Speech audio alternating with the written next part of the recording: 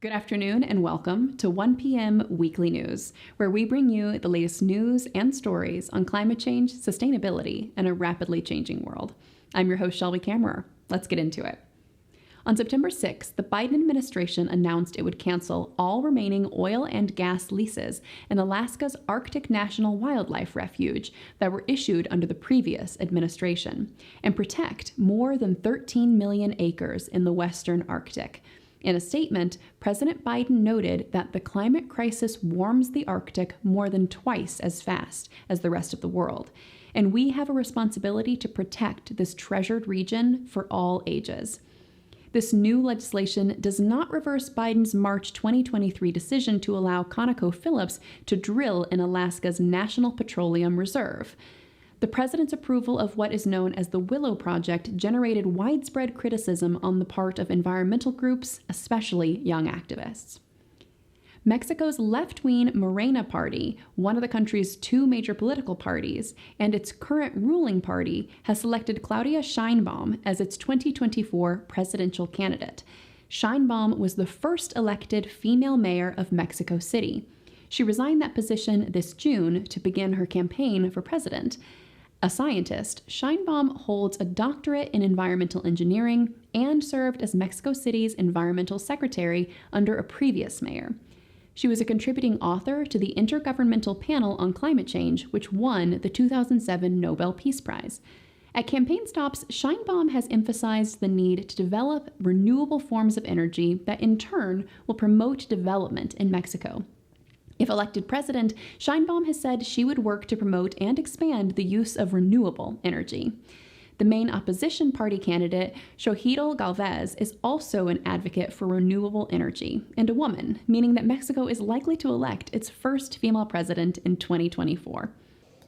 Pennsylvania State Senator Katie Muth, a Democrat, is the prime sponsor of Senate Bills 26 and 28, which seek to close Pennsylvania's hazardous oil and gas waste loophole, and Senate Bill 29, which seeks to keep radium out of drinking water.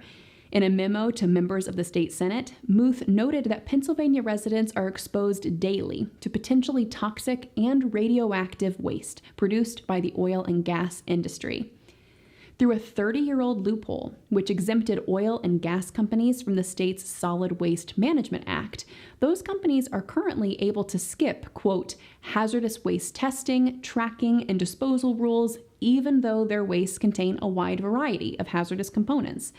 An article published in Inside Climate News quoted Muth as saying that, while it's unlikely that there will be bipartisan support in Pennsylvania's Republican-controlled Senate for legislation that goes against the interests of oil and gas companies, there's a reason to get, quote, a lot of legislators on the record voting down clean water. According to Inside Climate News, climate disinformation threatens to erode trust and hamper progress at the upcoming United Nations COP28 Climate Summit, taking place in Dubai, UAE, November 30th through December 12th. In the 3 decades since the launch of the United Nations Framework Convention on Climate Change, the Conference of the Parties of the Convention, or COP, has convened its member countries every year to determine ambition and responsibilities and identify and assess climate measures. Its 21st session, COP21, led to the Paris Agreement, which mobilized global collective action to limit the global temperature increase to 1.5 degrees Celsius above pre-industrial levels by 2100, and to act to adapt to the already existing effects of climate change. In an interview with Carbon Brief, Jenny King, head of climate research and policy for the Institute of Strategic Dialogue, a nonprofit organization that seeks, in part, to reverse the rising tide of disinformation worldwide, stated, "In the past 12 to 18 months, denialism is making a real comeback, but in a way that is framed for the current conspiratorial universe. Rather than don't trust the science, it's more don't trust the scientists. It's much harder to tackle because it's not grounded in the idea that there isn't an evidence base or that climate modeling is unreliable. It's much more a reflection of wholesale erosion of trust in institutions. At COP28, said King, her organization will be looking for, quote, sophisticated and potentially state-sponsored disinformation campaigns coming from petrochemical states, including the host country. Earth Justice, a nonprofit public interest environmental law organization, has filed suit against the state of Utah for its failure to ensure that enough water reaches the Great Salt Lake to prevent ecological collapse. The plaintiffs in the lawsuit are Utah Physicians for a Healthy Environment, American Bird Conservancy, Center for Biological Diversity, Sierra Club, and Utah Rivers Council.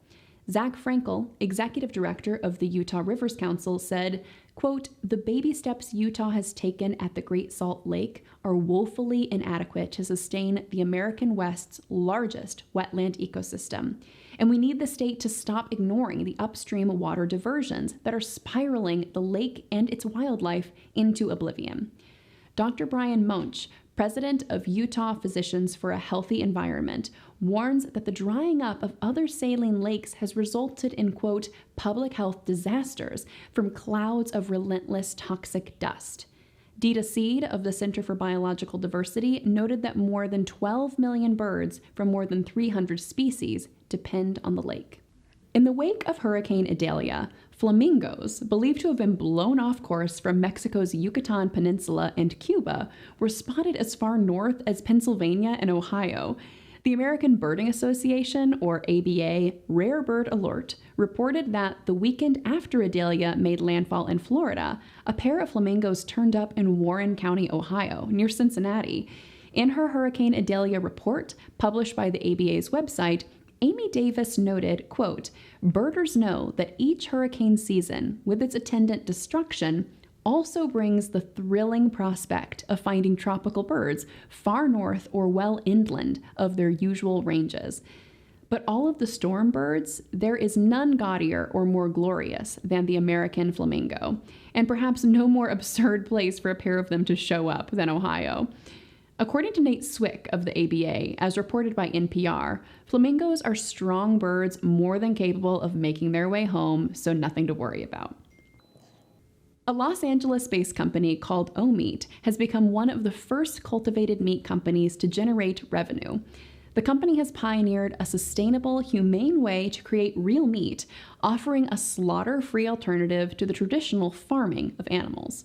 According to O-Meat, its process starts with a small sample of cells and plasma humanely collected from a cow. The cells go into a cultivator that creates the ideal environment for cell growth. They are then immersed in nutrients and natural growth factors from the plasma, which allow the cells to grow and form into muscle tissue. In a week, says the company, it can harvest and package the cultivated meat product. O-Meat owns its own farm and herd of approximately 75 cows who freely graze on 30 acres.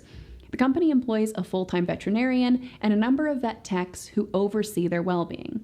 According to O-Meat, with one cow providing plasma once a week, it can create many cows' worth of beef annually. This means it can, quote, feed the planet, with only a fraction of the number of animals currently used in meat production. Those are the latest top-line environmental stories. Please join us again next week for a new episode of 1 p.m. Weekly News.